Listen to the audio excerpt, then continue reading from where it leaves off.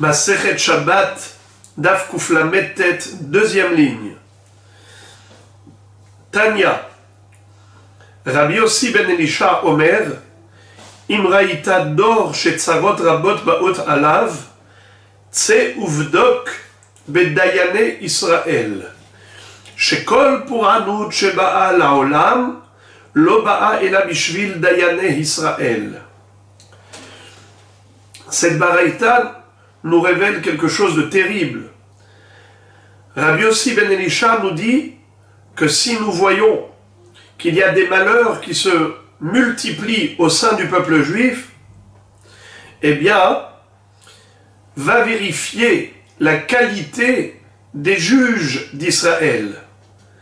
Car si ce sont des dayanim qui vivent dans la corruption, des corrompus, eh bien c'est à cause d'eux qu'il arrive tous ces problèmes. Car ils ne jugent pas avec justice. Ils prennent des pots de vin. Ils se laissent soudoyer. Et c'est comme ça qu'ils penchent le jugement vers le côté de leur intérêt. Celui qui va leur donner de l'argent sera le gagnant. C'est la corruption. À cause de cela, eh bien, Kadosh Baruch Hu sévit avec rigueur et il peut y avoir des tragédies. Alors, relisons. Tanya Rabbi Yossi ben Elisha Omer, Imraïta dor, si tu as vu une génération, Shetzarot Rabot, dont beaucoup de malheurs, Baot Alav, lui arrive, Tse Uvdok, va faire une recherche, Bedayane Israël, voir s'il n'y a pas de la corruption au sein des Dayanim. Shekol pour Anout Sheba'a Laolam, Lo Ba'a ila Bishvil Dayane Israël. Car toute tragédie, tout malheur qui arrive dans le monde, c'est à cause de la corruption éventuelle qui pourrait y avoir chez les Dayanim. Chez Nehemar, comme dit le Pasuk du prophète Micha, Shim'on Azot, écoutez cela, Raché Bet Yaakov, les chefs de la communauté de Yaakov, Uktsine Bet Israël, les gouverneurs, les Dayanim d'Israël, Ameta'avim Mishpat, qui ne supportent pas la justice, Vet Kol Yeshara Yarakeshu, ils arrivent à tordre tout ce qui est droit. C'est-à-dire que celui qui avait raison, ils vont lui donner tort. Bonet Tzion Bedamim, Birushalayim Be'avla.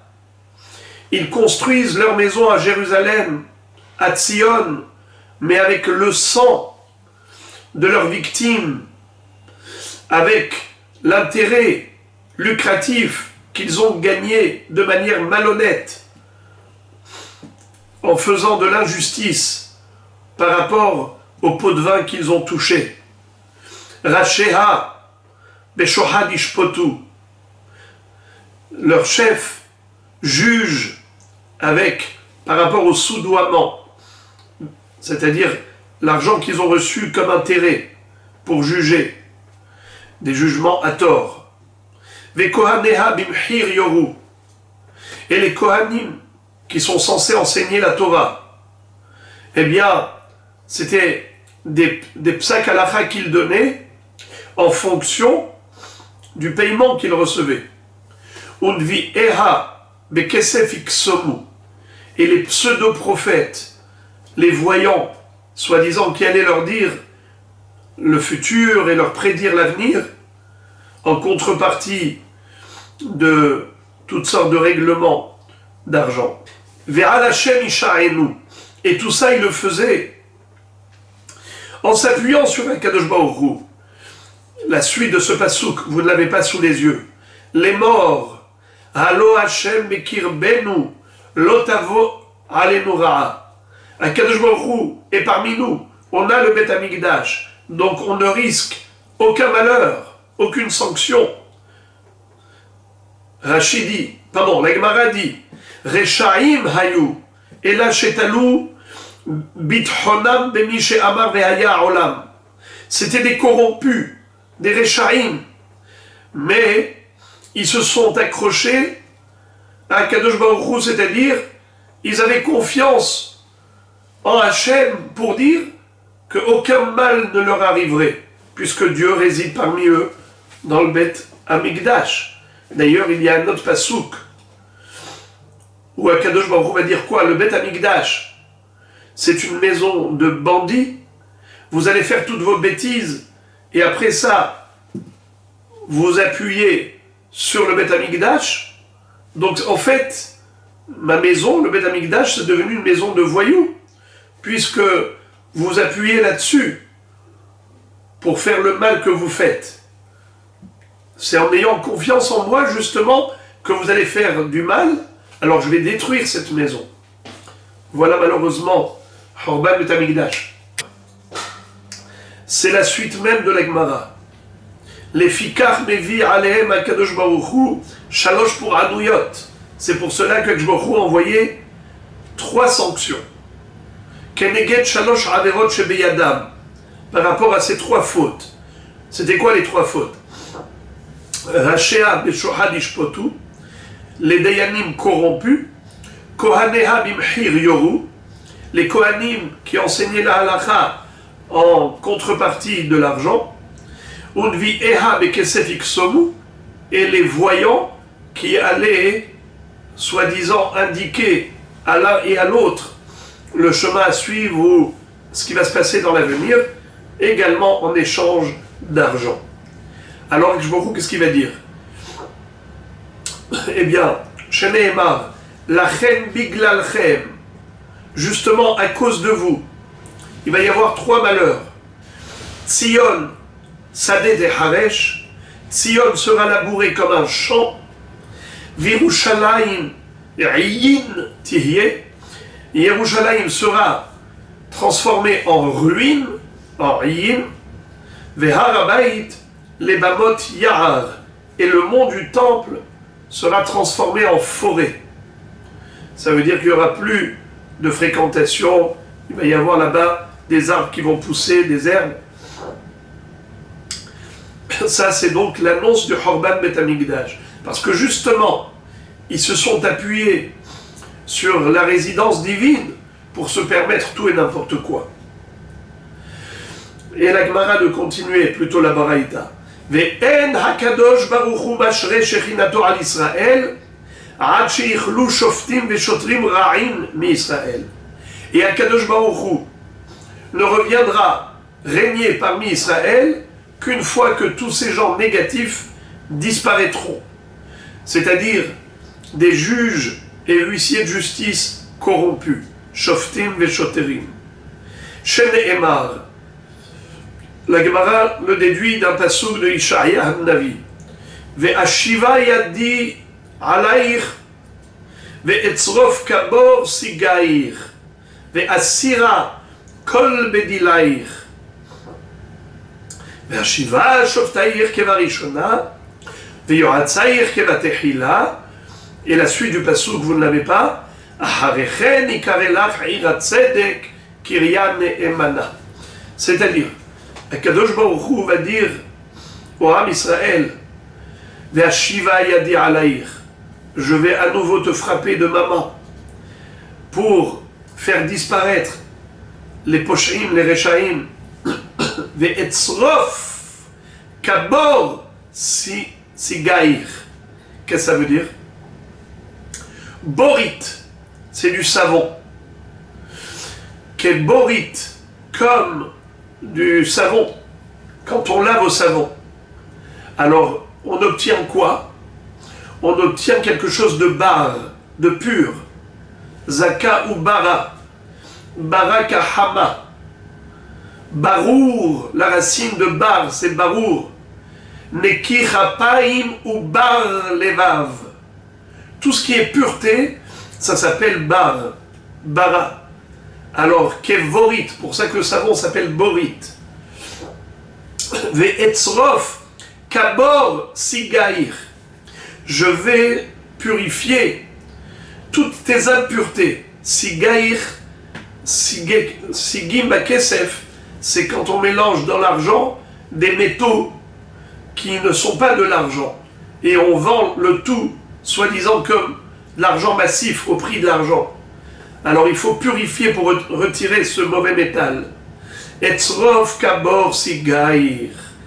Je vais te purifier en te débarrassant de ces sigim, ve asira kol bedilaïr, et je vais retirer le bédil. Bédil, c'est ofaret, c'est du plomb.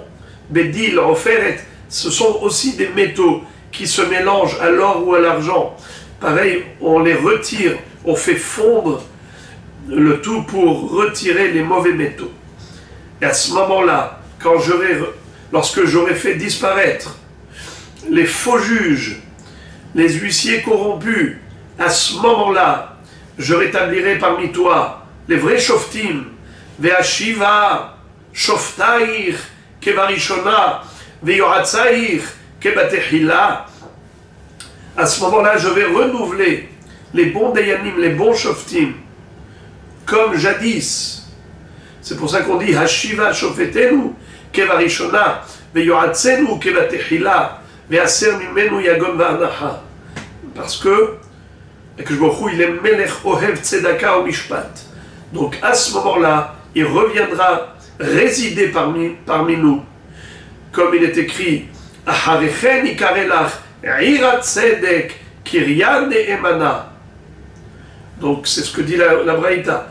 En akadosh baruch hu mashre shechinato al Israël, ha'ad shichlu shoftim veshotrim ra'im mi-Israël, les mauvais shoftim. Encore un autre passouk de Ishaïa. Amar Oula, En Yerushalayim nivdit ela bitzdaka, sheneemar Tzion bemishpat yipade veshavea bitzdaka. Jérusalem sera racheté, délivré grâce à la tzedaka.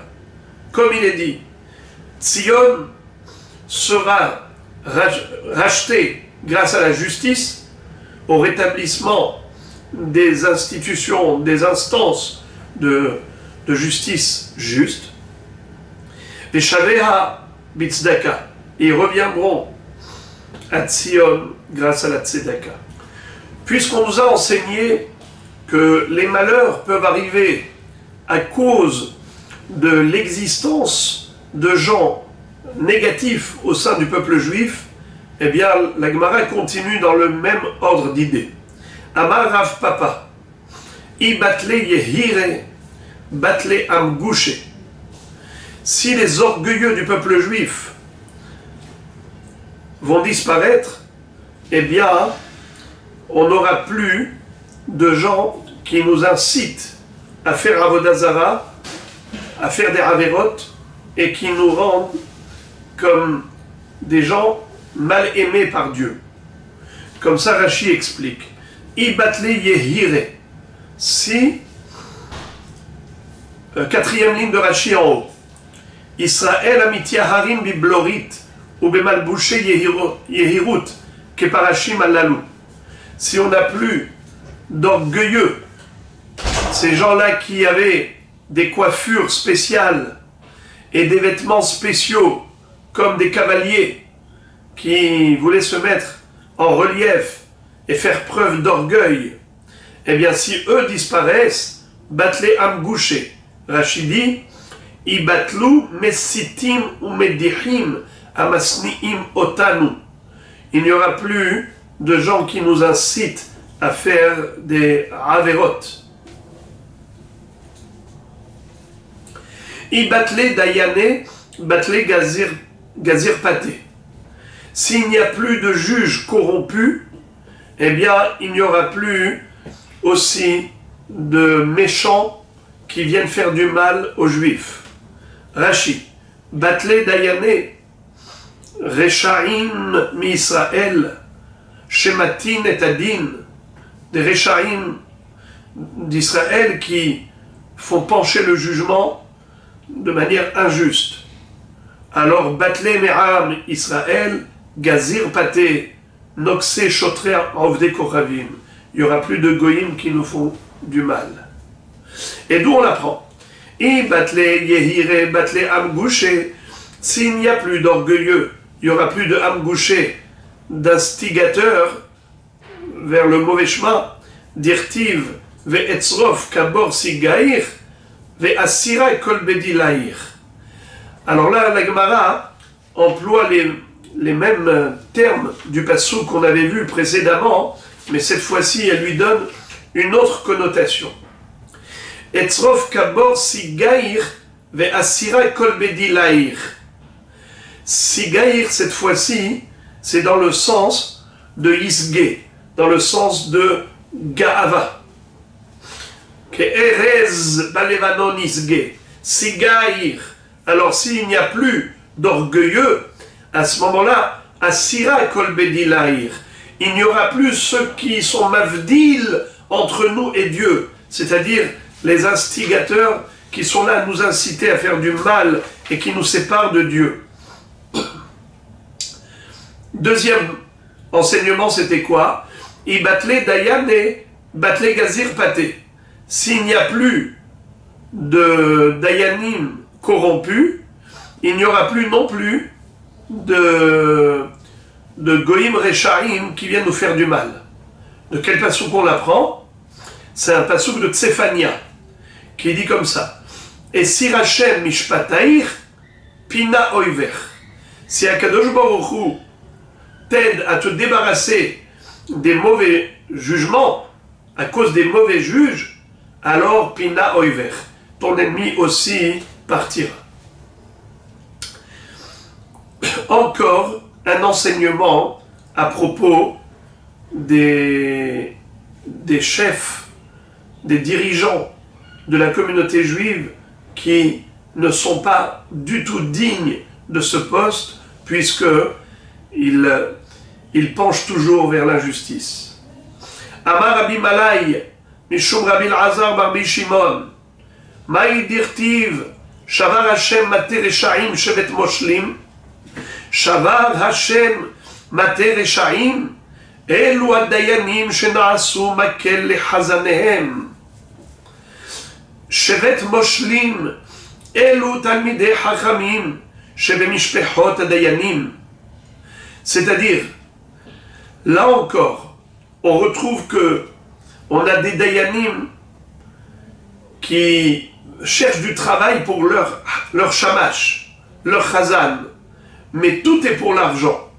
Et donc, à partir du moment où ces employés ne sont pas satisfaits, alors ils ne vont pas faire le nécessaire pour l'application du jugement. Comme ça dit Rashi. Les dayanim qui sont devenus le bâton de leur chazan. Chazan, c'est le shamash. Les shamashehem notnim yad. Vehadianle le chozek. Lomar, lo ehye shaliach. Veazmin et peloni le beddin. Im lo tarbe sachar. Ça, c'est avant, pour la convocation à comparaître devant le tribunal. Cet huissier, ce huissier-là, ne voudra pas bouger s'il n'a pas le paiement qu'il souhaite. Et il exige un haut salaire, sinon il ne va pas aller convoquer le protagoniste au Beddin. Et même une fois que le jugement est déjà terminé, que le verdict a été prononcé et qu'il faut le mettre en application par l'huissier de justice, il dit « Ahar psakadin » Lo erdeno likanes le mashkeno. Je ne vais pas rentrer chez lui pour lui prendre un mashkon, pour lui imposer l'application du jugement si tu ne me payes pas comme le salaire que moi je souhaite. Eh bien, à cause de qui? À cause des dayanim qui n'ont pas cherché la justice. Également, le passou, qu'est-ce qu'il nous dit? Shavar Hashem mater reshaim. Dieu a brisé le bâton des Rechaim, la canne des Moshlim, des gouverneurs. C'est qui ça? Shevet Moshlim, Elu Talmidei Chachamim, Shebe Mishpechot Adayanim. Ce sont les Talmidei Chachamim qui font partie de ces Dayanim Rechaim. Alors maintenant, comment est-ce qu'ils sont arrivés là? Comment est-ce que ces dayanim sont devenus dayanim, mais pourtant c'est des gens qui ne connaissent même pas, ce sont des ignorants, ils ne connaissent pas la halakha. Eh bien parce qu'ils ont dans leur famille des talmidei chachamim qui les ont couverts, qui les ont soutenus, qui les ont assistés pour leur élection en tant que magistrats. Et les talmidei chachamim ont dit, ne vous inquiétez pas, on est là derrière pour vérifier si tout va bien. Regardez Rashi. Shevet Moshlim, Makel Egrofim Shel Moshlim, Hainu Dayanim Reshaim, Shetalmidei Chachamim Shebim Mishpechotam, Lahem le Makel ou le Egrof, She'al Yedehem Ayu Ma'amidim Otam, Umechapin Alehem, Verosim Sanegoria le Divrehem. Ils cherchent à les justifier. Comment vous, Talmidei Chachamim, vous voyez les erreurs qu'ils font et vous les justifiez? Et que je me dis, je m'en occuperai d'eux. Marzoutra Amar Elu Talmidei Chachamim Shemelamdim Ilchot Tzibur le Dayané Bour. Également, ce qui se cache dans ce pasuk, c'est également une critique grave à des gens qui avaient la capacité d'être dayan, mais pour se décharger, alors ils vont dire, on va mettre ces bourrim, bourr c'est des ignorants, mais nous on va leur enseigner les lois de Dayanut. Mais finalement, tu ne peux pas tout leur dire. Il va y avoir des moments où ils vont juger tout seuls sans consulter les Talmidei Chachamim, et on va avoir forcément des dinim corrompus ou erronés. Regardez Rashi. Dayané bourr, she'aftahat Otam Talmidei Chachamim, Marmidim Dayané Bour. Bour, ça veut dire ignorant. La doun et kolaba. Aval harbe dinim, she'en nimlachim bahem, umatinotan. Mais il y a beaucoup de jugements qui se font sans consultation du Talmid Chacham, parce que le Talmid Chacham, il n'est pas à portée de main toute la journée. Alors qu'est-ce que tu as fait? Cher Talmid Chacham, tu as fait nommer un magistrat pareil. Alors, puisque on en parle de tous ces problèmes qui ont coûté cher au peuple juif, la Gemara continue dans ce même sujet. Amar Rabbi Elazar ben Malay. Rabbi Elazar ben Malay nous dit Mishum Resh Lakish, au nom de Rish Lakish. Maï dirtiv ki chapechem nego alou badam. Vos mains se sont salis avec du sang. Ve'etzbe'otechem be'avon, et vos doigts avec le péché. Siftotechem diberu sheker, vos lèvres ont prononcé du mensonge. Leshonchem avla tehege, et votre langue a exprimé de l'injustice. Alors, ces 4 phrases désignent 4 comportements négatifs. Kichapechem nego alou badam elu adayanim. Vos mains se sont salies avec du sang. En fait, c'est que vous avez pris du shohad. C'était des dayanim corrompus qui ont pris des pots de vin. Et à cause de cela, ils ont penché le jugement vers l'intérêt pour donner raison à celui qui ne l'avait pas. Et ils ont fait payer injustement celui qui était innocent, qui était quitte, en lui prenant son argent, même indirectement, à cause du shochat qu'ils avaient reçu, c'est comme s'ils lui ont pris le sang, la vie, car cet argent que ce pauvre monsieur a donné de manière injuste, c'est l'argent qu'il a gagné à la sueur de son front. Il y a investi son temps. Son temps, c'est sa vie. Sa vie, c'est son sang. C'est comme si on lui a pris la vie, on lui a pris le sang. Regardez Rashi. Kapechem nego alou badam elu adayanim. Chez Kapehem pshutim lekabel shochad. Ils avaient la main tendue pour recevoir des pots de vin. Au matin et adin. Et ils penchent le jugement vers l'injustice. Venotlin mamon min abe'alim shelo kadin. En faisant payer l'innocent. Venotno leshekenegdo. Pour le donner à l'adversaire. Ve'arehu kenotel nishmato. C'est comme s'il lui a pris l'âme. Ve'etzberotechem be'avon, elu sofre haddayanim. Et c'est qui ont les doigts plongés dans la faute? Eh bien, c'est les doigts des scribes, des greffiers, qui allaient retranscrire un faux jugement. Et juste parce qu'ils étaient eux aussi soudoyés, avec leurs doigts, ils allaient écrire le mensonge. Rashi, Sofre Adayanim, chez Kotvim Shtarot Shel Remia, ils allaient rédiger des actes de mensonge. Siftotechem diberu sheker, vos lèvres ont prononcé le sheker, le mensonge. Elo orche haddayanim, c'est quoi? Ce sont les avocats. Ça veut dire quoi ces avocats? Orech din, Rashi. Melamdin et baale dinim lit'on. C'était des gens qui venaient soutenir et assister la personne qui se faisait juger, mais elle lui apprenait à dire du mensonge, à dire des choses qui allaient lui donner raison, alors qu'ils étaient convaincus que c'était faux. Les shomchem avla tehege elu baale dinim.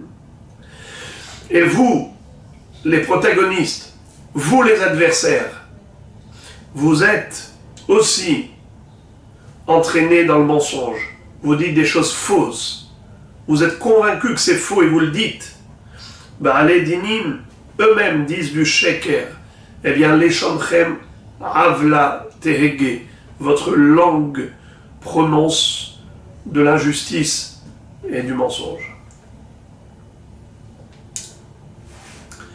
On a terminé le sujet, mais puisque on a cité un enseignement de Rabbi Elazar ben Malaï, alors on va rappeler d'autres enseignements de Rabbi Malaï, qui est le père.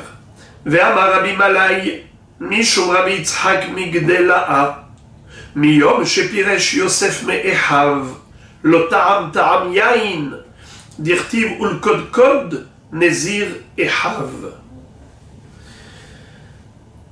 Yosef Hatzadik, pendant 22 ans, il a été arraché cruellement de la maison paternelle. Pendant toute cette période, il n'a pas bu de vin pour ne pas se faire plaisir. C'est pour cela qu'il a été appelé Nazir. Yaakov Avinu l'a qualifié de Nazir, comme un Nazir qui ne boit pas de vin. Alors il lui a dit que toutes les bénédictions se reposent sur la tête du Nazir parmi ses frères. Ul kod kod, Nazir ehav.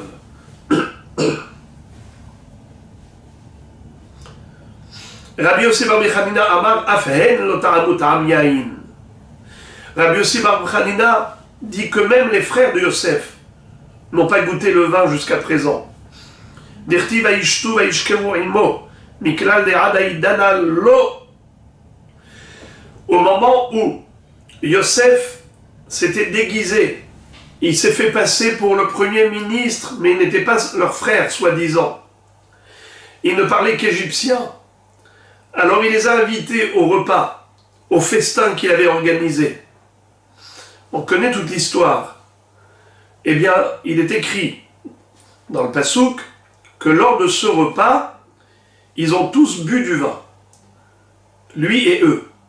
Vaishtu, ils ont bu. Vaishkeru, ils se sont enivrés. Imo, avec lui. Miklal, sous-entendu, des Hadaïdana, que jusqu'à présent, l'eau, ils n'ont pas bu de vin. La Gemara dit Ve'idach, c'est-à-dire Rabbi Malaï, qui lui a dit que Yosef était nazir. Pendant 22 ans, n'a pas bu de vin, mais les autres, oui. Alors, qu'est-ce qu'il va dire? Shichrut hudelohava, shetia miahava. Il est d'accord pour dire que jusqu'à présent, il n'avait pas bu du vin jusqu'à arriver à un état d'ivresse, boire beaucoup de vin. Il buvait peu, par abstention, parce que Yosef n'était plus là. Donc ils avaient quand même un pincement de cœur. Ils se sont privés. Donc ils ont bu avec modération. Mais cette fois-ci, lors de ce festin avec Yosef, pour la première fois, ils se sont laissés aller. Et ils ont bu du vin à profusion. Alors la Gemara demande, pardon, excusez-moi, pour quelle raison Béhémet, ils ont bu cette fois-ci? En fait, lui, il a bu parce que il était très heureux de retrouver ses frères. Et eux, pourquoi est-ce qu'ils ont bu? Mishum kvod malchut. Ils ont bu parce que le roi a demandé de boire. Et donc, de ce fait, comme ça dit le Maharsha. Le Maharsha dit, je vous lis, Le Yosef utar lishtot yain ksheba'u echav. Nachon. Tandis que maintenant qu'il les a retrouvés, alors il a bu. Et eux, pourquoi est-ce qu'ils ont bu? Parce que ils étaient avec le roi. Et le roi a demandé de boire. Ok. Ensuite, Ve'amar Rabbi Malai, puisqu'on a cité encore un enseignement de Rabbi Malai, on en cite un autre. Bisra veracha le samach belibo, zacha le choshen al mishpat al libo. On sait que Aaron HaKohen s'est réjoui de voir Moshe Rabbeinu prendre sa place. Car au moment où Hachem avait missionné Moshe Rabbeinu pour aller libérer le peuple juif, le délivrer de l'esclavage en Égypte, Moshe Rabbeinu s'est inquiété d'une chose. Il a dit à Hachem, Shelachna biyatishlach, envoie celui que tu as l'habitude d'envoyer, à savoir mon frère Aaron. Je ne souhaite pas prendre sa place. Je ne veux pas qu'il soit jaloux en voyant son petit frère qui a pris sa place. Alors, Akadosh Baruch Hu lui a dit, ne t'inquiète pas, Moshe. Lui, Aaron, est tellement généreux, tellement bon, que non seulement qu'il ne va pas te jalouser, mais bien au contraire, il se réjouira en te voyant. Vera acha, vesamach belibo. Eh bien, Akadosh Baruch Hu a récompensé Aaron pour cela, et il lui a fait porter le Hoshem, le pectoral. Le pectoral, c'était un bijou où il y avait 12 carrés d'or enchâssés de diamants dans lesquels était gravé le nom des 12 tribus et qui allait servir ensuite à moyen de communication entre Akadosh Baruch Hu et Am Israël. Le Kohen Gadol interrogeait Hachem et Akadosh Baruch Hu répondait par le biais du Hoshem. Eh bien, c'est-à-dire les lettres brillaient, c'est comme ça qu'on avait des messages divins. Grâce à quoi? Parmi les 8 vêtements sacerdotaux, on retrouve que Aaron HaKohen, premier Kohen Gadol, va porter sur son cœur le Hoshem. Eh bien, que Baruch Hu a dit, un cœur aussi pur, qui est pur de toute jalousie, mérite d'être le support du Hoshem ve'ephod.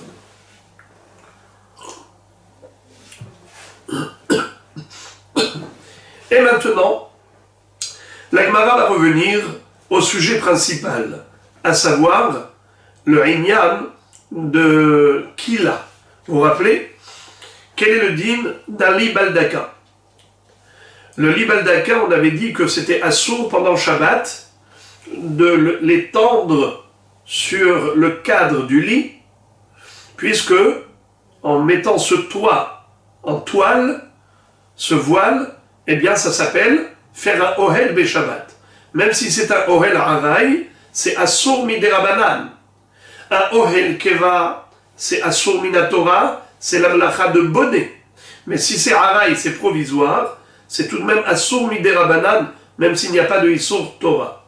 Sauf si on est juste mossif al ohel haraï.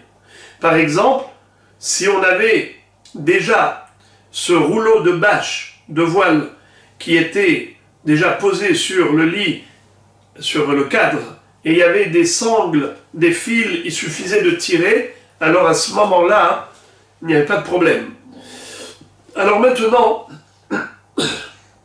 la Gemara va nous raconter une histoire très curieuse. Shalhoule Bene Bashrar, les Lévis.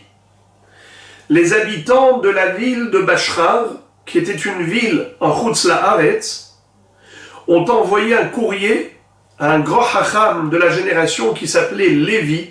D'ailleurs, c'était l'élève de Rabbeinu Akadosh. Ils lui ont posé 3 questions. La première, Kila Mahu. Est-ce qu'on a le droit d'étendre le voile d'un lit baldaquin pendant Shabbat sur le cadre du lit? Avant Shabbat, il n'y était pas et on voudrait maintenant l'installer. Deuxième question. Kshuta Bekarma Mahu. C'est-à-dire, on sait que dans le Kerem, on n'a pas le droit de faire Kil Haïm. Kil et à Kerem, Minatora, on n'a pas le droit de mettre par exemple des Zraïm et des Yerakot à côté du Kerem, à côté du vignoble, dans le vignoble. Près de la vigne, on doit s'éloigner de la vigne. On n'a pas le droit de semer autre chose comme Yerakot ou comme Zraïm à côté du Kerem, à côté de la vigne. Mais on a le droit de planter d'autres arbres. Alors, ils lui ont posé la question, quel est le digne du Kshota? Kshota, c'est du houblon. Le houblon, c'est ce qu'on met dans la bière.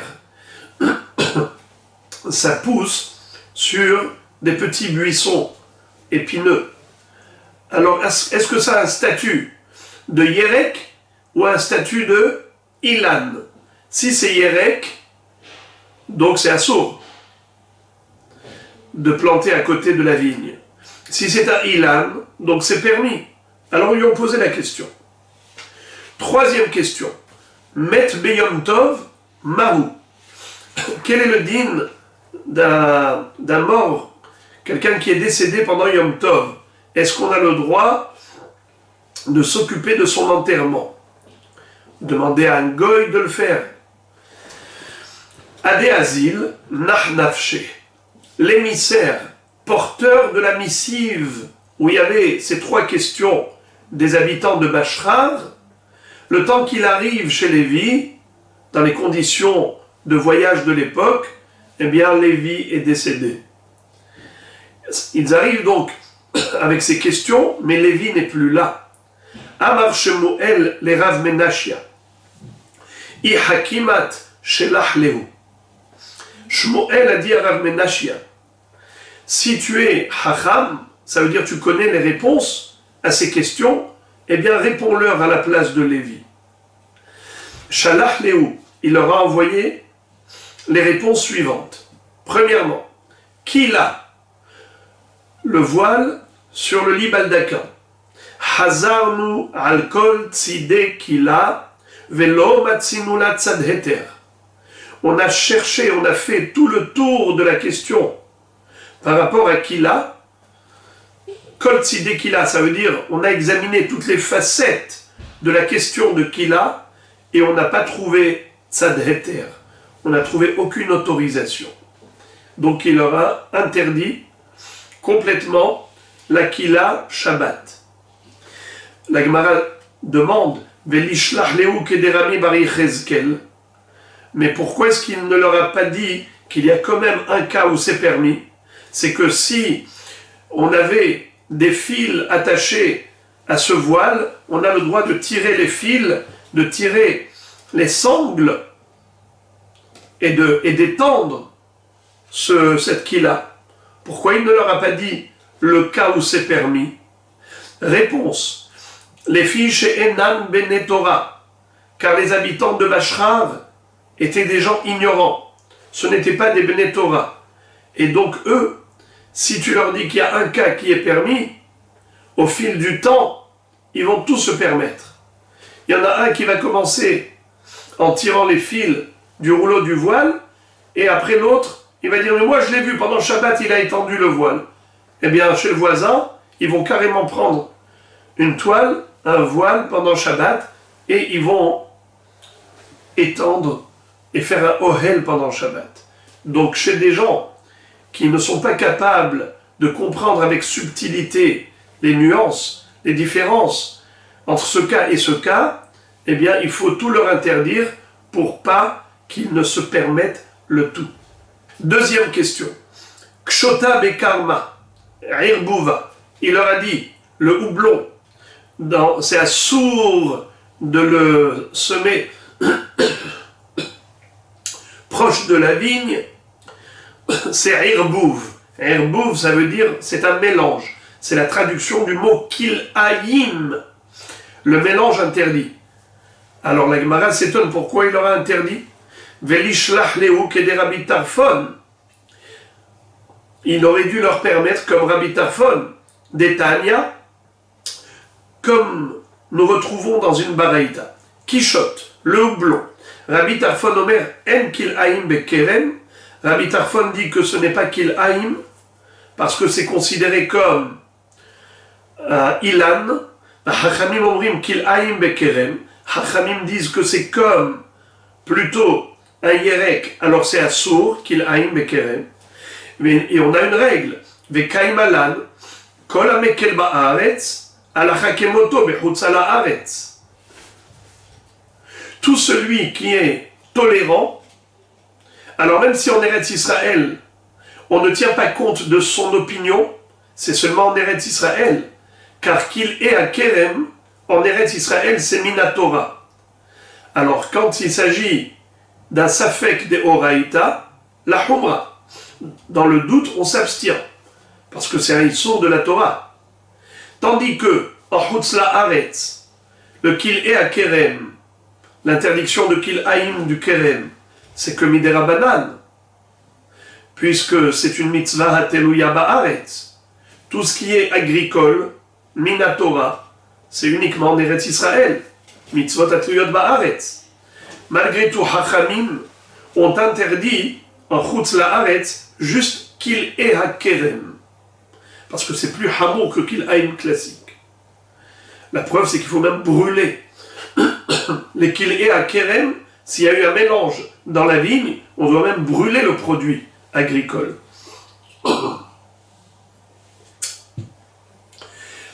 Étant donné que le Kil et Hakerem en Chutz La'aretz c'est comme Midera Banan, on a une règle, ça fait que des Rabanan, la Kula. C'est la raison pour laquelle, lorsqu'il y a une mahloket entre un Rav qui interdit et un Rav qui permet, alors en Eretz Israël on est Mahmir, en Chutz La'aretz on est Mekil. Donc, pour la ville de Bashrar, qui est en Chutz La'aretz, il aurait dû leur dire que c'est permis.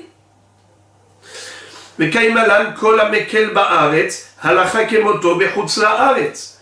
Celui qui est tolérant, alors l'halakha n'est pas comme lui en Israël, mais l'halakha est comme lui en Chutz La'aretz. Donc Rabbi Tarfon dit que le houblon, ça n'a pas un statut de Yerek, ça a un statut de Ilan. Alors, on devrait permettre en Chutz La'aretz.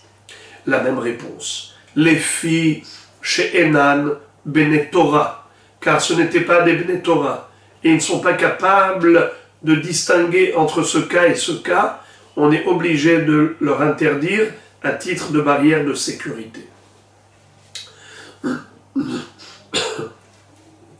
À propos du houblon, la Gemara raconte Machriz Rav, Haïman de Baï le Mizrach, Kshota Bekarma, l'Isra. Rav disait, puisqu'il était en Chutz La'aretz, il leur disait, celui qui veut planter du houblon à côté de la vigne, il a le droit. Pour la même raison qu'on a donnée tout à l'heure, étant donné que Rabbi Tarfon autorise même en Israël, alors certes, la halakha n'est pas comme lui en Israël, mais en Chutz La'aretz c'est permis, les chatrila. Alors que Rav Amram Hassida, menaged ilave. Alors que Rabbi Amram Hassida était extrêmement mahmir et il donnait des coups. Pourquoi? Il donnait même des coups en Chutz La'aretz à celui qui plantait du houblon à côté de la vigne. Regardez ce que dit Tosfot. Kashiali, Tosfot pose une question. Amaï, pourquoi Rabbi Amram Hassida frappait celui qu'il faisait? Ha'amrinan le'il de halakha ki Rabbi Tarfon de mekel bechutz la'aretz. Pourtant on vient de dire qu'en Chutz La'aretz il faut être tolérant. Réponse, Vetzarich lomar, il faut dire, Debim komam lo hayu bene Torah. que là où il habitait Rabbi Amram Hassida, ce n'était pas des Bnei Torah, c'est pour ça qu'il interdisait, et même il donnait des coups à celui qui transgressait. Ça veut dire il amenait au Beddin, et il faisait par le huissier de justice. Rav Meshar Sheya Yahiv le Pruta le Tinok Nochri Vezara Ale. Rav Meshar Sheya, il était entre les deux, il a fait un compromis. Il n'a pas été aussi tolérant que Rav, qui disait les Khatrila, a priori vous pouvez le faire. Il n'a pas été aussi strict que Rav Amram Hassida, qui interdisait formellement sous peine de coup. Mais il a fait un compromis. Il s'interdisait lui-même, mais il le faisait faire par un enfant goy. Il payait un enfant goy et lui donnait. Rav Meshar Sheya Yahiv le Pruta le Tinok Nochri Vezara Ale. Alors la Gemara pose la question, elle dit Veliten le Tinok Israël. Puisque dans l'absolu c'est permis, alors pourquoi est-ce qu'il le faisait par un goy? Donne l'argent même à un enfant juif, puisqu'il n'est pas bar mitzvah. Réponse Atele Misrach. Parce qu'un jour, il va grandir, cet enfant, et il va se rappeler que le Rav lui avait dit qu'il pouvait le faire. Alors il va continuer à le faire. Et après on va arriver à cette confusion, parce qu'ils vont dire, ah si ça c'est permis, ça aussi c'est permis. Velitenne le gadol nochri. Pourquoi est-ce qu'il cherchait spécialement un goy mais petit, mais il peut donner même un grand? Réponse Atel Yihloufé be Israël. C'est que celui qui le verrait, eh bien il va croire qu'il a donné de l'argent à un grand juif. Celui qui va voir n'est pas censé savoir qu'il a donné à un goy. Il peut croire que c'est un employé juif. Donc il va dire, tiens, il a demandé à un juif de planter du houblon près de la vigne. Donc il va se le permettre. C'est pour ça qu'il a pris un enfant et goy.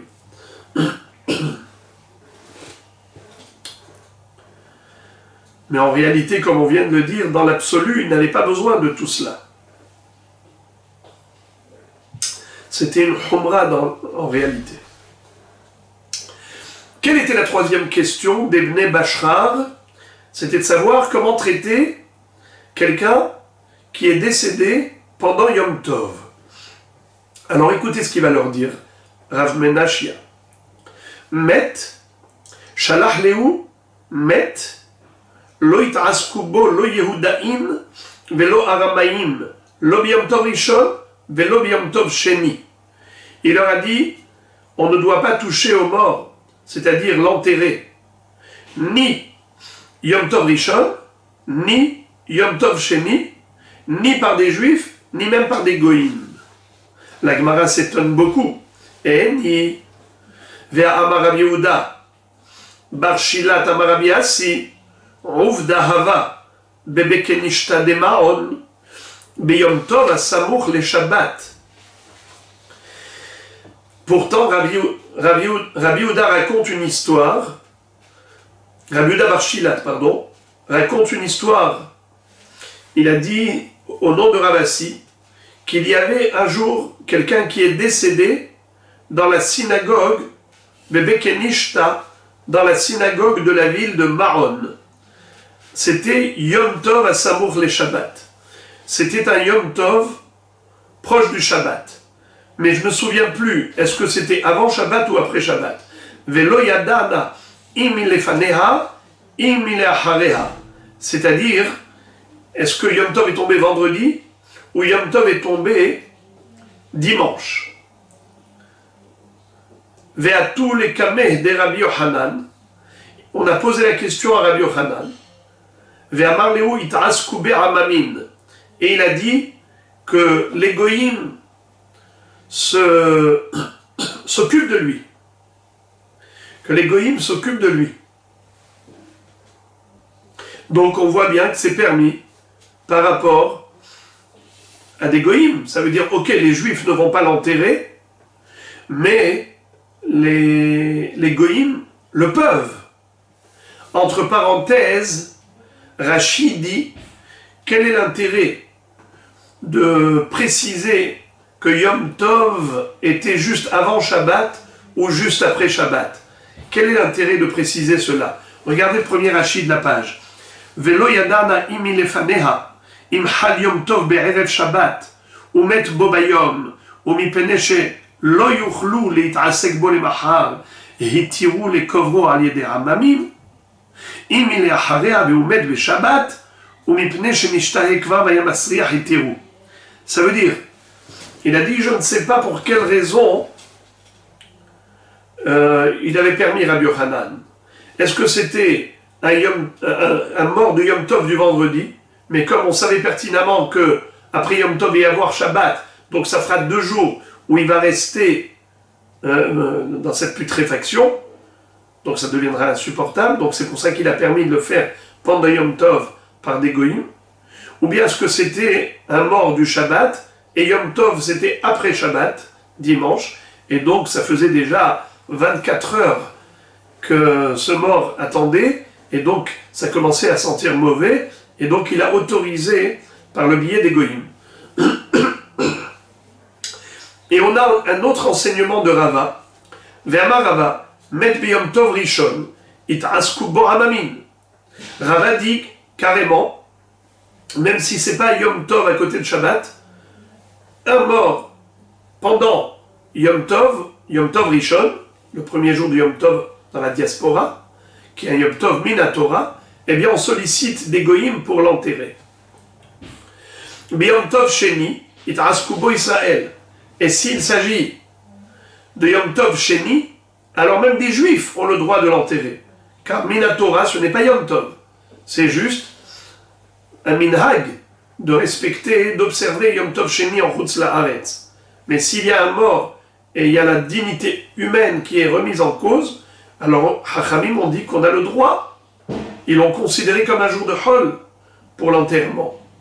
Va'afilu Yom Tov Sheni shel Rosh Hashanah. Et même en Eretz Israël où on fait 2 jours de Rosh Hashanah, eh bien le deuxième jour de Rosh Hashanah c'est comme Midei Rabbanan. Par rapport à un mort, Hachamim ont autorisé de l'enterrer comme en Chutz La'aretz Yom Tov Sheni. Machen ken bebetza. On voit que le deuxième jour de Yom Tov, il y a une différence entre Yom Tov Sheni de Pesach Shavuot Sukkot et Yom Tov Sheni de Rosh Hashanah. À propos de Betza, chez Nolda Barishon, Moteret Basheni, Aval de Rosh Hashanah, Nolda basé à Soura basé. On s'explique. Quelle est la différence entre les 2 jours de Rosh Hashanah et les 2 jours de Yom Tov en Chutz La'aretz? Pourtant, les deux, c'est Midei Rabbanan. Yom Tov Sheni de Pesach Shavuot Sukkot ou Yom Tov Sheni de Rosh Hashanah, c'est Midei Rabbanan. Mais ça n'a pas été fixé pour la même raison. Yom Tov Sheni en Chutz La'aretz, c'était juste parce que il n'avait pas le temps d'arriver en Chutz La'aretz pour informer les Juifs de diaspora de la fixation du Rosh Chodesh. Quand est-ce qu'à Yerushalayim, le Beddin, le Sanhedrin, avait fixé Rosh Chodesh? Alors, c'est pour cela que Misafek, il faisait 2 jours. Mais il faisait 2 jours Misafek en disant, si aujourd'hui c'est Yom Tov, eh bien demain c'est Chol. Si demain c'est Yom Tov, aujourd'hui c'est Chol. C'est pour cela que il faisait 2 jours de Yom Tov Misafek, en sachant pertinemment qu'il n'y en a qu'un seul. Alors, Betza, Shenolda, Biyom Tov Rishon, Moteret, Biyom Tov Sheni. Si la poule a donné naissance à un œuf, je n'ai pas le droit de toucher à cet œuf aujourd'hui, car peut-être c'est Yom Tov aujourd'hui. Et si c'est Yom Tov, c'est Moukhtse, Nolad. Mais demain, c'est un jour de Hol, alors j'aurai le droit. Et si c'est demain le Yom Tov, alors cet œuf il est né avant Yom Tov, pendant le jour de Hol. Alors, d'une manière ou d'une autre, Nolda basé, Moteret basé. L'œuf qui est né premier jour du Yom Tov et Moutar deuxième jour. Mais Rosh Hashanah, c'est pour une toute autre raison qu'on a fait 2 jours, même en Eretz Israël. Et Chachamim, quand ils ont institué 2 jours de Rosh Hashanah, ils ont fait ce qu'on appelle Kedusha Ahad. Comme si les 48 heures de Rosh Hashanah, c'était un seul jour. Donc là, on ne peut pas dire nolda basé, moteret basé. C'est assour. Bien que les gabé betsa, on a été mahmir par rapport au Yom Tov Sheni de Rosh Hashanah, mais par rapport à un défunt, quelqu'un qui est décédé et son cadavre est là, alors on a le droit de l'enterrer Yom Tov Sheni chez le Rosh Hashanah, même par des juifs. La Gemara arrive à la conclusion. Alors dans ce cas-là, pourquoi est-ce que Rabbi Menachia a été tellement strict et il a dit au Bnei Mashrach que tout est interdit, Yom Tov Rishon, Yom Tov Sheni, Alidei Goyim, Alidei Yehudim, pourquoi il a tout interdit? Les filles chez Enan Bene Torah. La même raison, c'est que comme ce n'étaient pas des gens cultivés en Torah, c'était des ignorants. Si tu leur permets un doigt, ils vont te prendre toute la main. Si un jour tu leur dis Yom Tov Sheni, Mutar Alidei Israël, ou Yom Tov Rishon, Mutar Alidei Goyim, eh bien, un jour, tu verras qu'il n'y a plus de Yom Tov chez eux dans cette ville. Parce que ils vont dire, si on a le droit d'enterrer, pourquoi on n'aurait pas le droit de faire ceci et cela? Voilà pourquoi il a mis une barrière de sécurité. Alors revenons à la kila. La kila, on a dit, c'est le voile d'un lit baldaka. On n'a pas le droit à Shabbat de l'étendre, auquel titre? De faire un ohel. Ohel, c'est assour. Maintenant, il faut le savoir qu'à l'époque, les gens sortaient souvent avec des châles. Ils avaient des vêtements pas forcément comme les nôtres. Ils avaient des vêtements longs comme une djellaba, des fracs comme ça, des vêtements avec lesquels ils s'enveloppaient, comme des châles. Il pouvait arriver qu'un homme s'enveloppe avec le voile du lit baldaka. Question, est-ce qu'il a le droit de sortir avec Shabbat, sachant qu'il y a des fils, des ficelles, des sangles qui sont attachés à ce voile? Amarav Avin Barav Huna, Amarav Chama Bar Guria, Mit'atef Adam Bekila, ou Bekaskaseha, Veyotse, Lirshut Arabim Beshabbat, Ve'eno Choshesh. Eh bien oui, c'est permis de sortir pendant Shabbat, même dans le domaine public, lorsqu'on est enveloppé de ce talit, j'allais dire, de cette toile, de ce châle, qui en fait n'était rien d'autre que la toile du lit baldaka, bien que se retrouvent suspendues à cela toutes sortes de ficelles qui servaient à tirer, à froncer, et ainsi de suite. Eh bien, c'est permis. Ce n'est pas considéré comme une hotza'a. La Gemara s'étonne. Maishna mideravuna, de amar avuna marav, hayotze betalit shena metsuyetzet keilchata beshabbat, hayav hatat. Pourtant, Rav nous a dit que quelqu'un qui serait sorti, par exemple, avec un talit qui a 4 coins. Donc, il a 4 coins, puisqu'il y a 4 arbak nafot, c'est sûr qu'il faut mettre les tzitzit. Imaginons qu'avant Shabbat, il est attaché 3 tzitzit, pas 4. Ce talit n'est pas cachère. Ce tzitzit n'est pas cachère. Il est sorti dehors à l'extérieur. Eh bien, il est chayav khatat. Pourquoi? Pas par rapport au talit, mais par rapport aux 3 tzitziot. Car les tzitziot, ce sont des fils qui n'ont pas lieu d'être. Ou bien tu mets 4, c'est une mitzvah, ou bien tu n'en mets pas du tout. À ce moment-là, c'est vrai que tu as une obligation de mettre les tzitzit, mais tu ne peux pas les accrocher pendant Shabbat.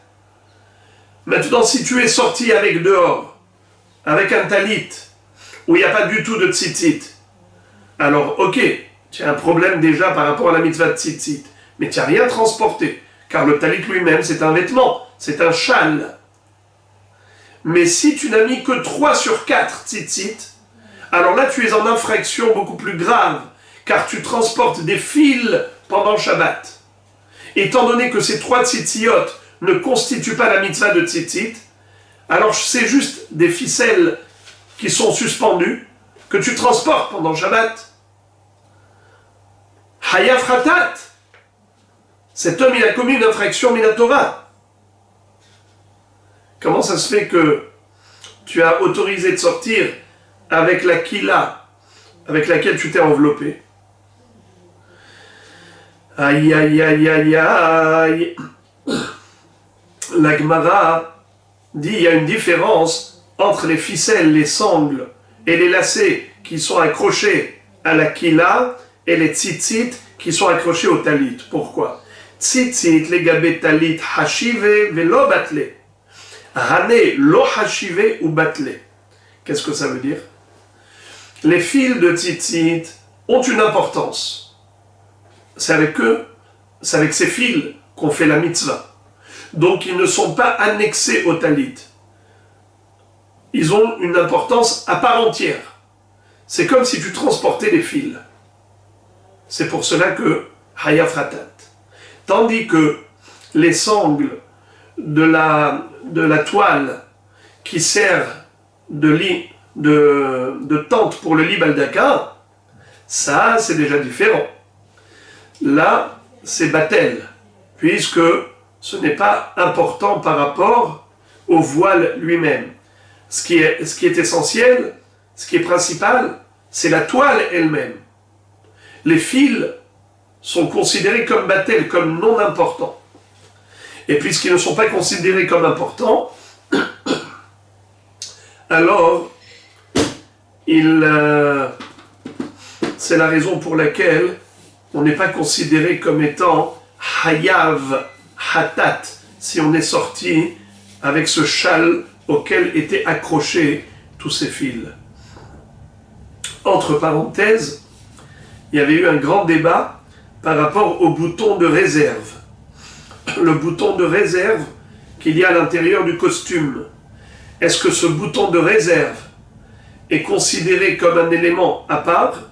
Et donc lorsque Shabbat, tu sors à l'extérieur et à l'intérieur de ta veste, il y a un bouton que tu transportes, que tu n'utilises pas maintenant pour le beged, et il n'est pas là pour enjoliver, eh bien, ce serait assourd de sortir avec pendant Shabbat, ou bien on va dire qu'il est annexé au vêtement, il est batel, il n'a pas d'importance, et donc ce n'est pas considéré comme quelqu'un qui transporte un corps étranger.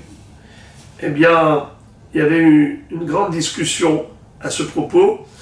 Le Rishon LeZion, le Rav Yitzhak Yosef, soutenu par son père, qui lui avait attesté ce psak, il a dit qu'il n'y a pas d'interdit, car le bouton de réserve dans la veste, c'est batel, et ce n'est pas comme les fils de tzitzit qui ne sont pas batel au talit. Encore. Maintenant, nous allons revenir au sujet principal de la Mishnah. Souvenez-vous, on avait dit que il y avait une mahloket entre Rabbi Eliezer et Chachamim, si ça ne vous dérange pas de regarder pour être plus clair.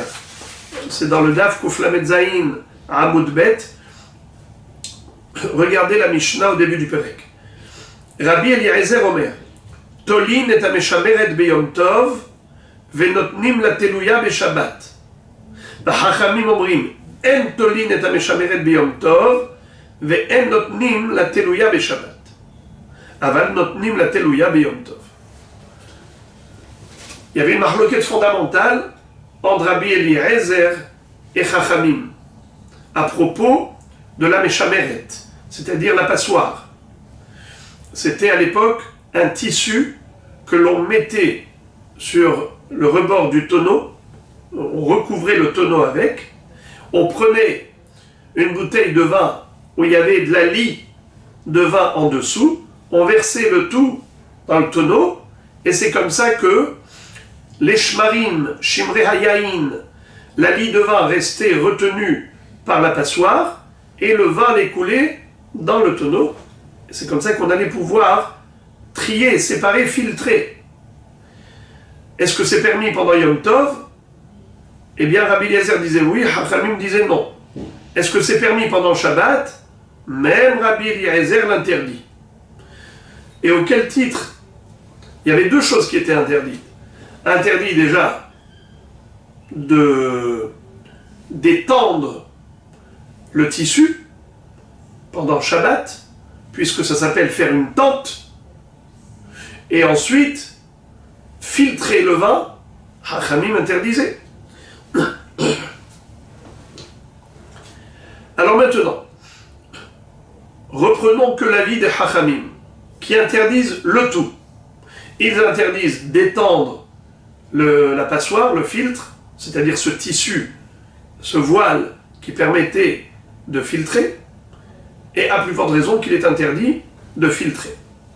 Mais écoutez maintenant l'astuce. Amar Rabba bar Avuna ma'arim adam ala meshameret biyom tov litlot ba rimonim vetoleba shmarim. Qu'est-ce que ça veut dire? Maintenant, pendant Yom Tov, on avait dit que pendant Shabbat, c'est assour, mais pendant Yom Tov, est-ce qu'on a le droit de filtrer? Filtrer, c'est assour de filtrer pendant Shabbat, Fadaï. Mais pendant Yom Tov, on a le droit de filtrer. On a le droit de cuisiner. Donc on a le droit de filtrer le vin pour le boire. Alors ici, qu'est-ce qu'on nous dit? C'est vrai que Chachamim avait interdit d'étendre le voile sur le tonneau, parce que ça s'appelle faire une tente. Ça ressemble à quelqu'un qui fait une tente pendant Shabbat. Et c'est Ouda des Hol, mais si il est Tolé Barimonim, si astucieusement il a mis pour mettre des grenades, c'est pas pour filtrer, ce n'est pas pour servir de tente, c'était juste pour poser dessus des grenades, alors il a le droit, mais à condition qu'il mette d'abord des grenades. Et une fois qu'il a mis ces grenades, il dit pourquoi j'ai mis ça ici? Eh bien c'était pour poser les grenades, pour pas qu'elles tombent dans le tonneau. Et une fois qu'il a retiré les grenades, eh bien le tissu est déjà là. Là il peut filtrer son vin pendant Yom Tov. Donc il a fait de la ruse. Lisons s'il vous plaît Rashi au milieu de la page. Ma'arim Adam ala meshameret biyom tov. Un homme a le droit de ruser par rapport à l'amshameret, c'est-à-dire la passoire qu'on fabrique avec un voile qu'on pose sur le tonneau. Et après on verse dedans le vin. Alors on peut faire ça astucieusement. Rachidi, les Rabbanan de Amri Entolin et Amshameret biyom tov, d'après Chachamim qui ont dit dans la Mishnah qu'il est interdit pendant Yom Tov d'étendre le voile, Veokimna de Tarmalav Mishum Ohel, et la Mishum Ovda de Hol, et après ça la Gemara avait dit qu'en réalité ce n'était pas à cause d'un problème de Ohel, de tente, c'était plus parce que c'était un Ovda de Hol, un comportement de Hol. Vous vous rappelez? Regardez la Gemara Kouflamet Het, Amoud Aleph en haut, comment on avait dit? Regardez la première ligne. Et là, Amar Abaye Miderabanan Hi, Shelo Yaase Kederech Sheose Behol. D'accord? Regardez le premier Rashi de la page là-bas. Et là, Amar Abaye Miderabanan Kasre le Chachamim de Matnitim, de Lo Shavkinanle le Mitle, le Mirbad Ovda de Hol.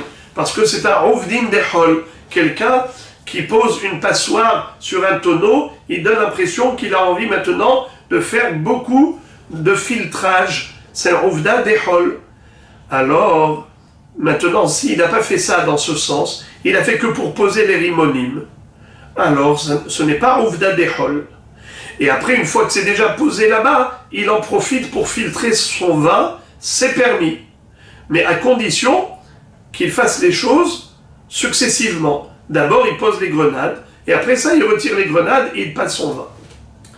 La Gemara s'étonne, comment tu me permets de la ruse pour contourner la halacha? Maishna mehadetanya matilin shechar ba'moed letzorech ha'moed. Letzorech ha'moed asur. Ehad shechar temarim vehad shechar seorim. Afalpi sheyesh lahem yashan ma'arim veshote min hadash. Qu'est-ce que ça veut dire? Normalement, on n'a pas le droit de mettre à bouillir pour fabriquer de l'alcool pendant Chol HaMoed. C'est-à-dire, on a le droit uniquement si c'est Tzorech HaMoed, mais pas Shelo le Tzorech HaMoed. Je m'explique. Comment est-ce qu'on fait de l'alcool? On prend des figues, on prend des dattes, et ensuite, après qu'on a laissé tremper, macérer, et ensuite on fait passer, on met à bouillir, et la vapeur elle passe par l'alambic, et c'est comme ça que après ça se retransforme en liquide, et on fabrique de la liqueur, que ce soit de la liqueur de témarim, shechar témarim. Le mot shechar ça vient du mot shikor, c'est l'alcool de date, ou bien shechar c'est orim, d'orge, c'est-à-dire la bière. On a le droit de bouillir pendant Chol HaMoed uniquement ce qui est nécessaire pour Tzorech HaMoed. Mais on n'a pas le droit de bouillir pendant Chol HaMoed pour après le Moed. Parce que c'est pas Tzorech HaMoed. Tu es en train de fabriquer de l'alcool pour après la fête. C'est assourd. Chol HaMoed, c'est une kedusha. Mais une fois que tu as regardé comment c'est la horma, comment on permet la ruse, afalpi sheyesh lahem yashan, ma'arim veshote mina hadash. Qu'est-ce que ça veut dire?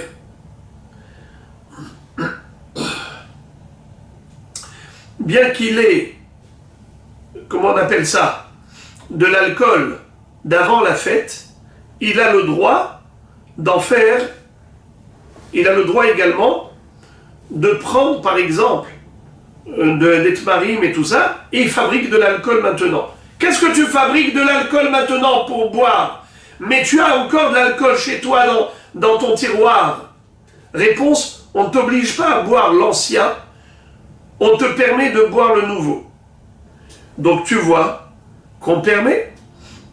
Amar Rabba bar Avuna. Ma'ari madam alam shameret biyom tov,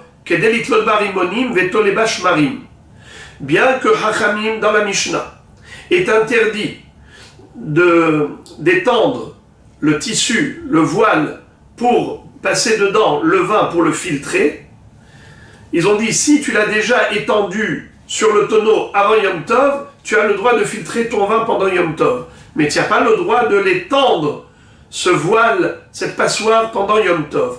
Pourquoi? On avait vu Abaye qui disait dans Kouflametret Hamoud Aleph, il nous disait que c'était Rovdin Dechol, un problème d'apparence. C'est que tu donnes l'impression de te préparer à filtrer beaucoup de vin, et donc c'est comme si Yom Tov tu travaillais pour le Hol, c'est un comportement de Hol. Rovdin Dechol Assour.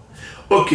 Par contre, tu peux être rusé, même si tu as oublié d'étendre la passoire, le tissu pour filtrer le vin avant Yom Tov, tu peux trouver une échappatoire. Laquelle? Eh bien, c'est que tu étends le tissu pour poser dessus des rimonim. Amar Ravashi, Vehoud et Talabar rimonim. Ravashi dit attention, c'est uniquement si tu as réellement posé d'abord des rimonim, que ce soit concret.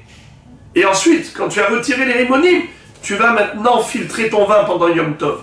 Mais tu ne peux pas dire, vous savez pourquoi je mets mon voile, je mets le tissu, c'est pour poser dessus des rimonim.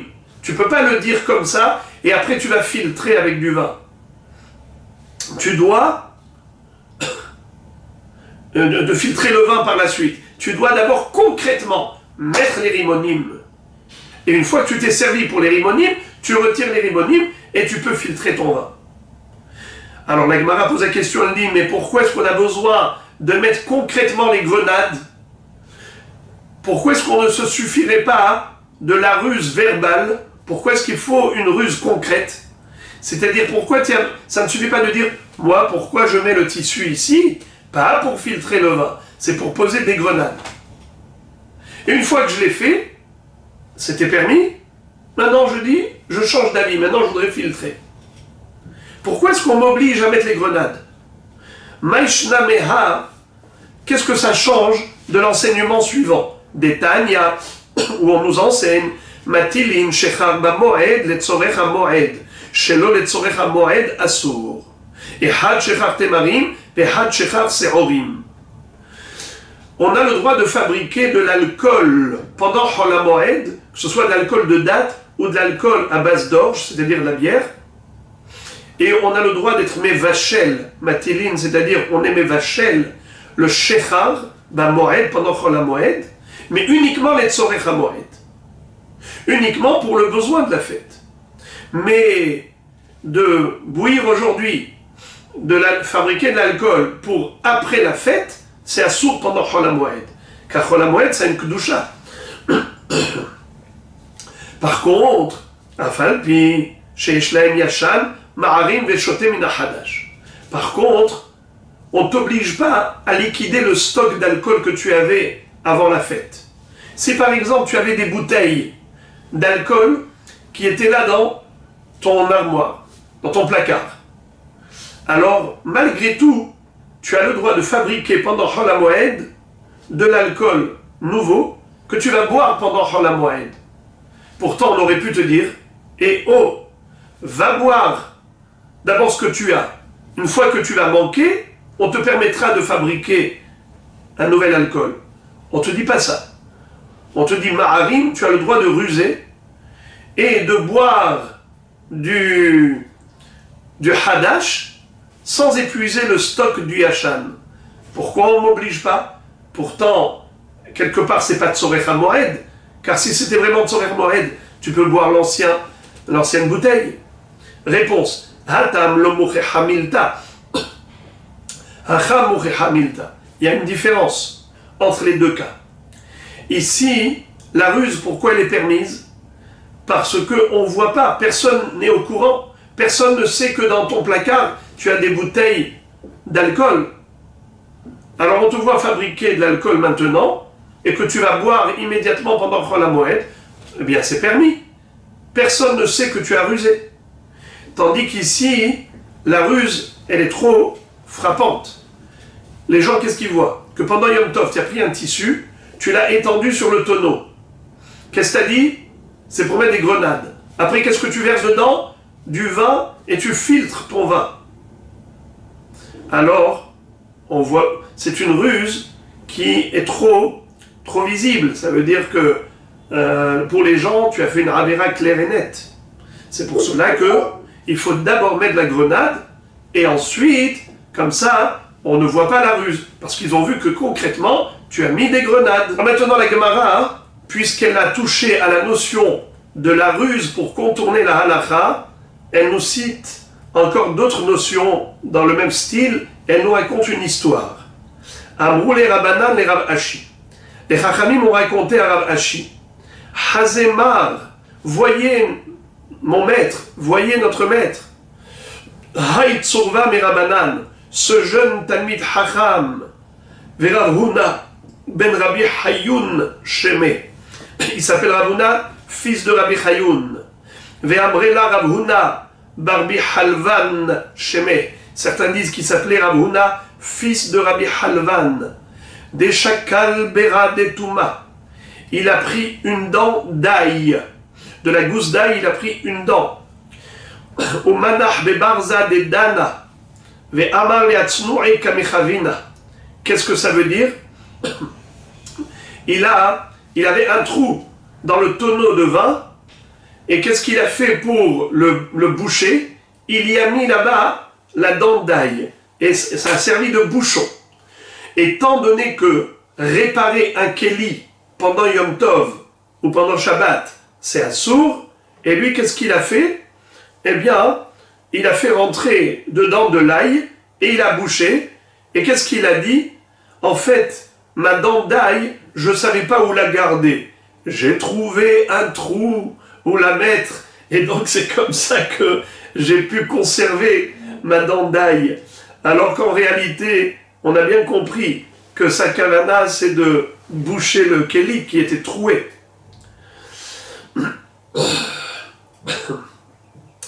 Deuxième ruse qu'on a constatée chez lui.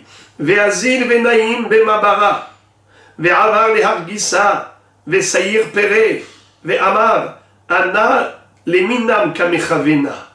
Qu'est-ce que ça veut dire? Il traversait le fleuve et il allait regarder son champ pour voir si tout allait bien de l'autre côté pendant Shabbat. Et comment est-ce qu'il faisait pour pouvoir traverser le fleuve pendant Shabbat? Il allait dans la barque d'un goy et il allait dormir là-bas avant Shabbat et il faisait sa sieste. Pendant Shabbat arrive le goy et il va d'un endroit à l'autre, d'une rive à l'autre, et là-bas il descend. Il va regarder, et après ça il va faire sa sieste, et il revient. Alors, qu'est-ce qui s'est passé? Ils ont dit à Rav Ashi que quand ils lui ont fait la remarque, il a dit « Moi j'ai fait dodo. Moi je savais même pas. Moi j'étais dans une barque qui était attachée au quai, et donc j'étais me reposer, j'avais pas où dormir. Qu'est-ce que je vais faire? Je suis SDF. » Alors, Rabotai, Rabbeinu, qu'est-ce qu'on fait avec lui? Amar Lehu, Rabashi leur a dit, Ha'arama ka'amart, Ha'arama bede Rabanan hi, Vetsuva mi Rabanan lo atele mi'ala de Fatrila. Ce contournement de la loi, qui s'est fait avec ruse, c'était par rapport à des Isurim des Rabanan. C'est de la ruse par rapport à des Isurim des Rabanan. Et c'est qui est en train de ruser? C'est un Talmid Chacham. Un Talmid Chacham, on peut le laisser parce qu'il connaît les lois, il connaît les règles, les principes, et il sait ce qui est permis, ce qui est interdit, et il ne risque pas de dévier. Si tu lui permets de contourner la loi de manière légale, à ce qu'il arrive un jour à contourner de manière illégale.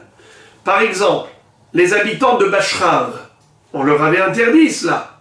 Il y avait plein de choses qui étaient permises, et pourtant Rav Menachia lui aura interdit. Pourquoi? Parce qu'ils n'étaient pas des Bnei Torah. Très facilement, ils peuvent tomber dans la confusion, dans des comparaisons qui ne sont pas raison. Tandis que lui, ce Rav-là, il sait très bien ce qui est assour. Étant donné qu'il connaît les Isurim et il connaît la halacha, alors il ne risque pas, au travers de la harama, d'arriver à un Issour direct. Regardez s'il vous plaît les derniers rachis du sujet. Harama bederabanan. Harama, cette ruse, lav bi-issura de-oraitahu, et la bi-issura de-rabanan. Ce n'est pas un Issour Torah qui est menacé, c'est maximum un Issour des Rabanan. Des Inami Avid Mamash Blo Harama, même s'il avait fait la même action et non pas par ruse, à des Rabanan ou des Avar. C'est juste un Issour rabbinique qu'il transgresserait. Alors, maintenant qu'il a fait par ruse, donc il n'y a même pas de Issour rabbinique. Et il karkevan des Tzorav et Rabananu, puisque lui c'est un homme Talmid Chacham. Lo Hmiru Rabanan Aleh. Chachamim n'ont pas été stricts envers lui. Dehal lo atel mirbad lechatchila lehedia blo harama la avor sham lifnei hakol, car il ne va pas prendre la barque pendant Shabbat et d'aller faire cette chose-là, ou bien de prendre de l'argile et de colmater le trou. Il ne fera jamais une chose pareille. Donc il a fait que des choses qui sont interdites médérabanales, mais de manière légale. Comment? Par ruse. Par exemple, il disait, je vais dormir dans la barque. Et c'est vrai que quelqu'un qui dormait tranquillement dans une barque, il n'a commis aucune infraction, même s'il s'est retrouvé de l'autre côté. Quelqu'un qui a vraiment gardé là-bas, caché sa dent d'ail, il n'y a aucun issour de cacher sa dent d'ail dans ce trou. S'il avait vraiment eu la kavana de réparer le keli, c'est un sourd midérabanan, parce qu'après tout, c'est pas un vrai tikkun. Et s'il avait la kavana de traverser le fleuve pendant Shabbat au travers de la barque, c'est sûr que c'est assour, parce que c'est assour pendant Shabbat de faire ce trajet. Par contre, ici, quand il a fait l'action, mais en donnant une justification, eh bien ce justificatif est valable. Et on ne va pas dire, on va t'interdire même cela, de peur qu'un jour tu fasses confusion. car un Talmid Chacham ne fera pas de confusion. Voilà pour le Daf Kouflamet Tet. Brouchim Tiyu.